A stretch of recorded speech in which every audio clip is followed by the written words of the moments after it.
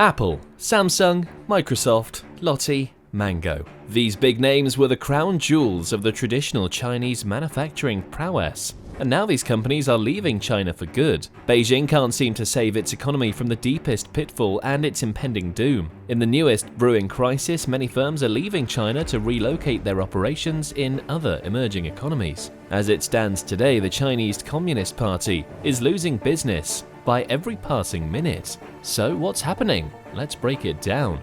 The pandemic effect. While the global pandemic is officially over, the Chinese economy is facing a trauma response in its aftermath. The economic recovery in China is pretty slow, and with every passing day, the country is losing its big clients to other emerging economies in Southeast Asia.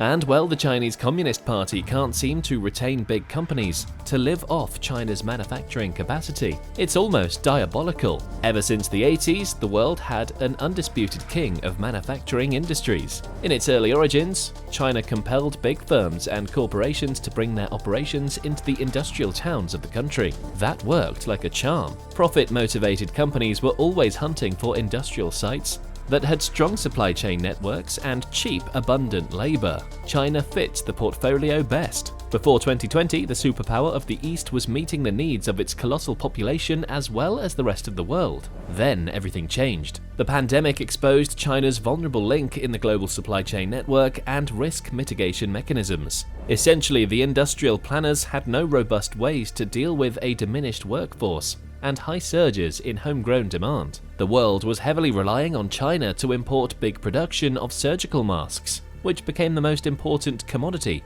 during the pandemic. You know what happens next. China says adios to its clients and blocks the export of the masks to meet the local demand. Then the world had to quickly adapt, while their biggest retailer was shutting down factories as a result of poor COVID planning. And let's just say CCP's bad disaster management and weak industrial links have left a bitter aftertaste for the rest of the world. Sure, China was able to manage some level of recovery to restart its industrial units, yet it was too late. You see, economies like Vietnam, Taiwan, Bangladesh, India, and more have eagerly awaited for one misstep in Beijing. They could have only managed to break China's monopoly if the firms were looking for some alternatives. And thanks to the pandemic, other emerging economies took full advantage of China's sloppy response to the crisis.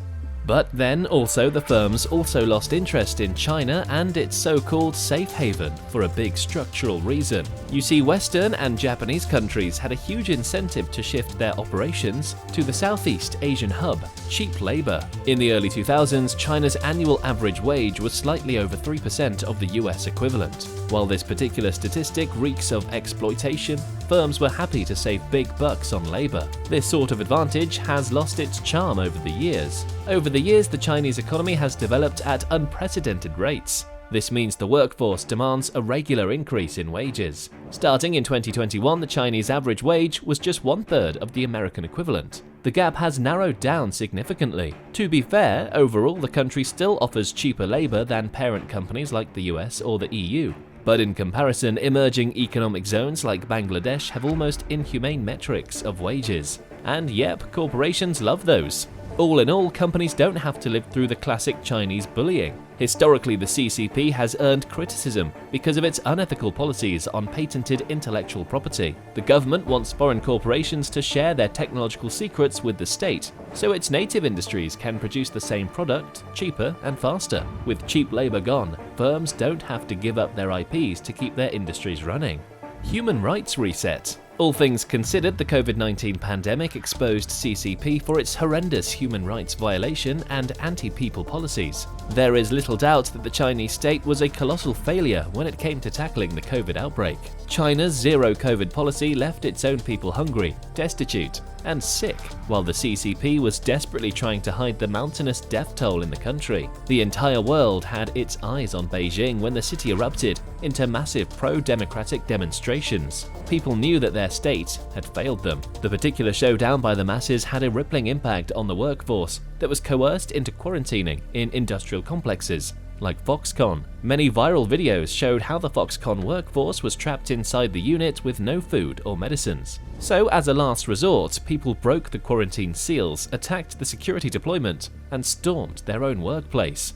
Such viral images brought extreme scrutiny to the Western corporations, who chose to stay silent at the sight of severe HR violations. After all, the trapped workforce was making the new iPhone when the government left them without food and healthcare. As soon as the word got out, Foxconn, the company that manages manufacturing for Apple, was dragged severely. Media outlets spammed Tim Cook to comment on the situation, yet he chose not to. The issue here is simple. Firms that rely on China for their production are always going to be in the line of fire. We can't expect the CCP to forego its long-held authoritative regime that punishes people for criticizing its own government. Virtually for consumers, corporations are complicit in the heinous human rights erosion in China. Even though companies have been historically criticized for living off the Chinese labor, they simply turned a blind eye to the state's HR violations. After all, they were heavily reliant on China to keep their gears running.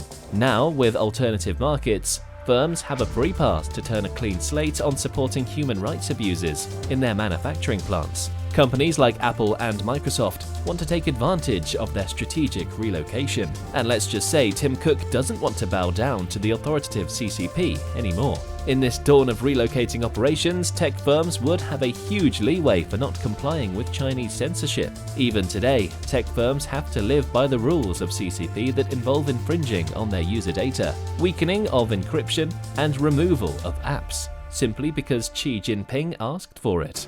And back home, Western firms don't have to live through another day of scrutiny from their native users who want them to do better. Diversifying supply chains. But of course, improving the human rights record is half of the story. The biggest plotline in the fall of Chinese manufacturing monopoly is the diversification of the supply chain. If there's a handbook on the lessons learnt from the pandemic, Chapter 1 would talk about the disastrous implications of relying on one manufacturing location. When Chinese industrial units were paralyzed completely, the entire global supply chain had suffered exponentially, and firms had nowhere to go. They were still waiting on China to resolve their COVID mismanagement so manufacturing would resume. Now you know why the new iPhone was delayed. At the same time, firms got another reality check when China incessantly increased its military bullying in Taiwan and the South China Sea region.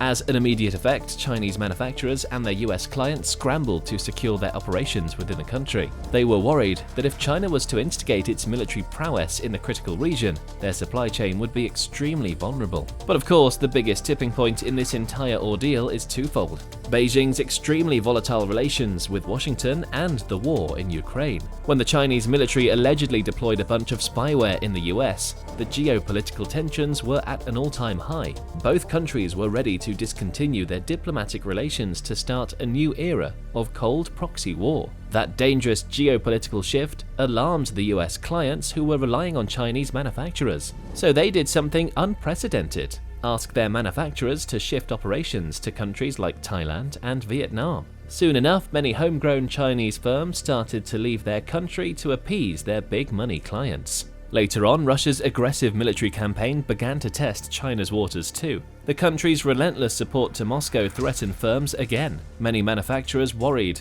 that the West-imposed sanctions on Russia would have a spillover effect in Beijing too. And who would want to lose money in an economy like this? All in all, firms are getting increasingly tired of China's geopolitical uncertainty. They can't always ride on a plan B, just in case Beijing decides to carry out military drills in the South China Sea region or starts to actively fight the war in Ukraine. Sanctions are quick and almost lethal for businesses. Since firms are still recovering from the aftershocks of the pandemic, they simply can't afford another blow on their sales. As companies continue to leave China, the country is on the verge of losing a major portion of its GDP. Yet it's always about the survival of the fittest. And so far, Beijing is losing. Do you think China's economy would be left in shambles? Let us know in the comments below. Give us a like and subscribe to our channel for more insightful content like this.